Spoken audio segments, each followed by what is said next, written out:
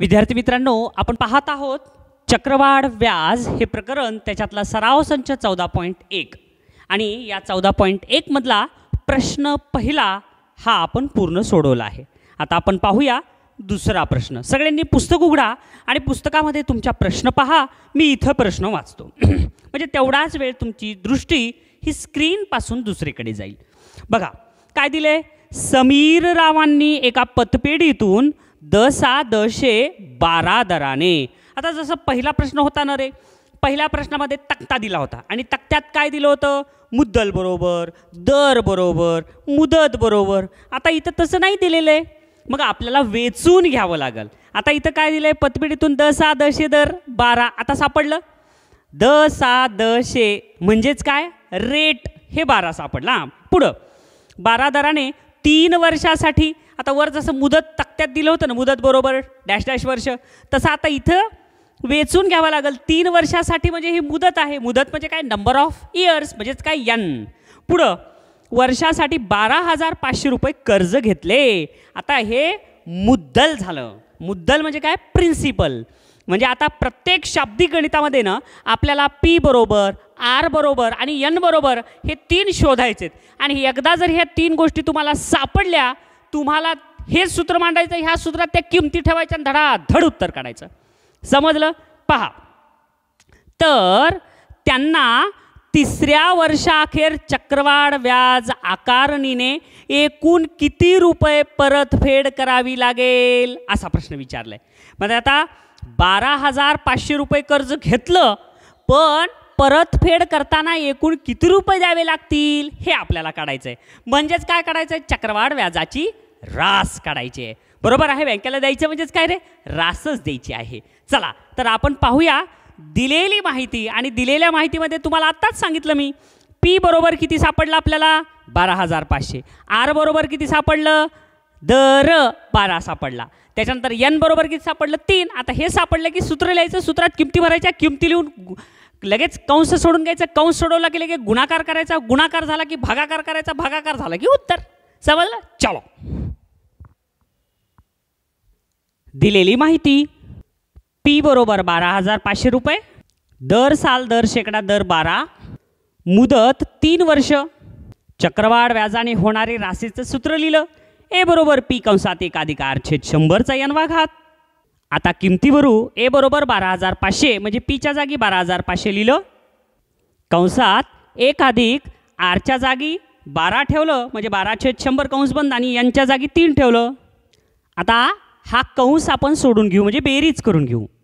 4 त्रिकोण 12, खाली सुद्धा 4 भाग घालू, 4 2 8 आणि 2 उरले तिथे 20 झाले, 4 25 म्हणजे उरलं काय, 1 + 3/25. आता ह्याची बेरीज तुम्हाला सांगू का मुलांना, असं जर आलं ना, ह्या 25 मध्ये 3 मिसळायचे म्हणजे 28/25च येते तिरकस गुणाकार करून. बघा ह्या 25चा म्हणजेच वर जे 3 आहेत हे इकडले 25, ह्या 25 आणि 1चा गुणाकार केला 25 आलं, ह्या 3चा आणि इकडल्या 1चा गुणाकार केला 3 आलं, 3 × 3, आणि खाली 25 आणि छेदाचा गुणाकार 25 आला. म्हणजे आपण 25 + 3 आलं 28/25. मग पुढची पायरी काय लिहितं, कंस सोडून घेतला तर ते लिहायचं. ए बरोबर 12,500 कंसात 28/25चा 3रा घात. 3रा घात म्हणजेच काय रे, 3दा गुणाकार, म्हणून काय लिहिलं 12,500. इथलं जसे तशात तिथं लिहिले, कंसाच्या मध्ये बाहेर काही चिन्ह नसते म्हणजे गुणिले. गुणिले 28/25 गुणिले 28/25 गुणिले 28/25. आता काटाकाटी करू. 25 × 1 = 25, 25 × 5 = 1,600. 2 शून्याला भाग घातला, वर 2 शून्य. आता इथले 25 × 1 = 25 आणि अंशाला भाग घातला, 25 × 2 = 50, शून्याला भाग घातला, 0 वर 20 आले. आता 5 न भाग घालू, 5 × 5 = 25 आणि इथं 5 चोक 20.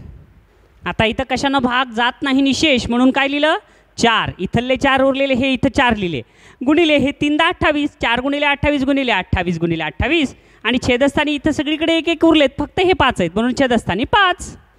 काय आलं मग 28 गुणिले 28 गुणिले 28, 28चा घन किती आला, 21,952. आणि यांचा गुणाकार किती आला, 87,808. आता 87,808ला 5 न भागू. आता या 5 न याला भागलं तर भागाकार किती आला, 17,561.6.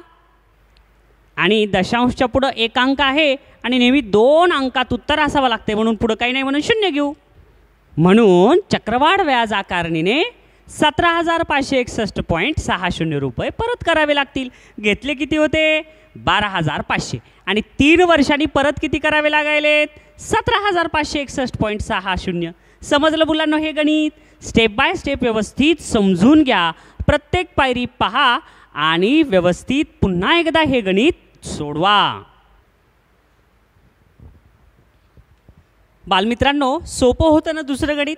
आता बघा तिसरं हे गणित पाहूया आपण. पहा पुस्तकामध्ये, शलाकाने व्यवसाय सुरू करण्यासाठी दर साल दर शेकडा 10.1/2 दराने. आता सापडलं बघा एक एक. जसं पहिल्या प्रश्नामध्ये तक्ता दिला होता ना, त्या तक्त्यामध्ये मुद्दल दर आणि मुदत दिले होते ऑलरेडी. आता आपल्याला शाब्दिक उदाहरणात ते शोधायचंय. दर म्हणजे रेट सापडला आपल्याला 10.5. पुढं 8,000 रुपये कर्ज घेतले. अरे प्रिन्सिपल पण सापडलं, P बरोबर 8,000. तर 2 वर्षानंतर, आता 2 वर्ष म्हणजे कालावधी, आता मुदत पण सापडली म्हणजे N पण सापडलं. आता 2 वर्षानंतर कर्ज परतफेड करताना चक्रवाढ व्याज आकारणीने तिला किती व्याज भरावे लागेल असा प्रश्न विचारलाय बरं का. आता इथं प्रश्न विचारलाय किती व्याज भरावे लागेल. बरं, आता हे काढू आपण, पण सगळ्यात अगोदर आपल्याला हे एकमेव सूत्र आहे. या प्रकरणामध्ये या सूत्राशिवाय पानच हलत नाही बघा, हे लक्षात ठेवा. मग आता हे सूत्र वापरण्यासाठी आपल्याला P माहिती पाहिजे, आपल्याला R माहिती पाहिजे, आपल्याला N माहिती पाहिजे आणि या शाब्दिक उदाहरणात आपल्याला सगळंच कळालं. मग आता हे जर कळालं असेल तर पुढील उत्तर काढायचं. चला मुलांनो पाहूया तिसरं गणित. गणित तिसरे, दिलेली माहिती, शलाकाने घेतलेले कर्ज म्हणजेच प्रिन्सिपल म्हणजे मुद्दल बरोबर 8,000 रुपये, दर 10.1/2 म्हणजे 10.5 आणि 10.5 म्हणजेच काय रे मुलांनो? 10.5 आणि N बरोबर किती? 2 वर्ष. लगेच सूत्र लिहिलं. A बरोबर P कंसात 1 + R/100चा N घात. किमती ठेवूया. A बरोबर Pच्या जागी 8,000 कंसात 1 + R च्या जागी 10.5/100 आणि कंसाचा दुसरा घात. आता रफमध्ये ही बेरीज आधी करून घ्यावं लागेल बरं का मुलांनो. आता काय केलं मग? हे दशांश काढून टाकलं. दशांशच्या पुढे एक अंक होता म्हणून खाली 1 शून्य वाढवला. वर काय झालं? 105/1000. आता काटाकाटी करू. वर 5 भागलं, 5 दुनी 10 आणि 5 1 5 आणि खाली सुद्धा भागलं 5 ने, 5 दुनी 10 आणि 2 शून्याला 2 शून्य जशाच तसं. किती उरलं मग? 1 + 21/200 म्हणजे या 200 मध्ये 21 मिसळला अंश तयार होते म्हणजे 221/200 हे त्याची बेरीज होती. आणि तिरकस गुणाकार करून केलं तरी तेच येणार 221/200. आणि ही अत्यंत महत्त्वाची पायरी समजली. मग तिथं जे आलं ते इथं मांडायचं. म्हणून A बरोबर 8,000 कंसात 221/200 या कंसाचा दुसरा घात. मग हेच घातांकाचा विस्तार करूया. 8,000 गुणिले 221/200 गुणिले 221/200. हे खालचे 2 शून्य काटू आणि वरचे 2 शून्य काटले. आता छेदस्थानचा इथलला 1 शून्य काटू आणि 80चा इथलला 1 काटला. आता बे 1 बे, बे चोक 8. पुन्हा इकडं बेनं भाग घालू. बे 1 बे आणि शून्याला 0, बे दोन्ही 4. ह्याला बे 1 बे करू आणि इथं बे 5 10 करू. आता जे उरलं ते इथं मांडायचं. A बरोबर इकडं तर 1च उरला आहे, इथं छेदस्थानी 1 आहे, तिकडं 5 आहे म्हणजे काय? 221 गुणिले 221 छेदस्थानी 5. 221 गुणिले 221 केलं किती आलं? 48,841. ते इथं लिहिलं आणि भागिले 5. आता 5नी 48,841ला भागलं तर भागाकार किती आला? 9,768.2. आणि ही जर रास आली तर आपल्याला काय विचारलंय? व्याज किती भरावं लागल. म्हणून आता व्याज काढू. आणि या सरळ व्याज चक्रवाढ व्याज किती आलं होतं? 9,768.2 आणि आपलं मुद्दल किती होतं? 8,000. मग आता ही दशांशची वजाबाकी व्यवस्थित केली, दशांशच्या खाली दशांश मांडून उत्तर आलं 1,768.2. म्हणून सगळ्यात शेवटी लिहायचं शलाकाला 1,768.20 रुपये व्याज भरावे लागेल 2 वर्षाचं. समजलं मुलांनो? कधीही शाब्दिक उदाहरण जर आलं आणि कसंही जरी गणित आलं तर कन्फ्यूज होऊ नका. तुम्हाला या सूत्रात किमती भरायला सापडल्या रे किमती, उत्तर तुमचं 100% येणार. 100 नाही 1000% येणार. याही गणितात बघा, पी सापडलं, दर सापडलं, आर म्हणजे आता आर म्हणजेच काय होतं रे, हे पूर्णांकयुक्त अपूर्णांकात होतं, त्याला आपण दशांशमध्ये केलं. 10.5 रुपये कसं लिहित होतं आपण, 10 रुपये 50 पैसे. बघा 10 रुपये 50 पैसे म्हणजे 10.5. समजलं. एन बरोबर सापडलं. आता हे 3 किमती ॲक्युरेट सापडल्या की लगेच सूत्र लिहायचं. सूत्रात किमती भरायच्या.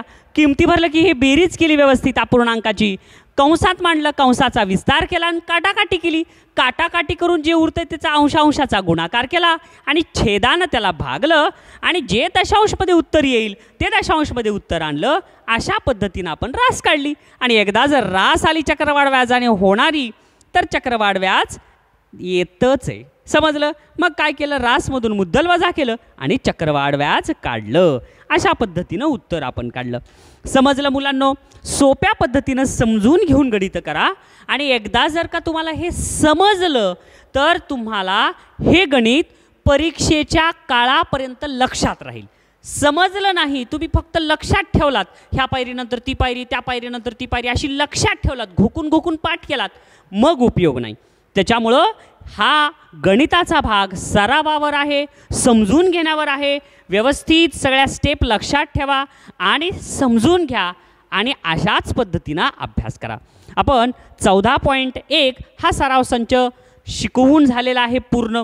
तुम्हालाही समजला असेल अशी मी आशा करतो. आणि असाच आपण 14.2 सराव संच पुढील भागामध्ये पाहूया. तोपर्यंत मुलांनो सराव करत राहा.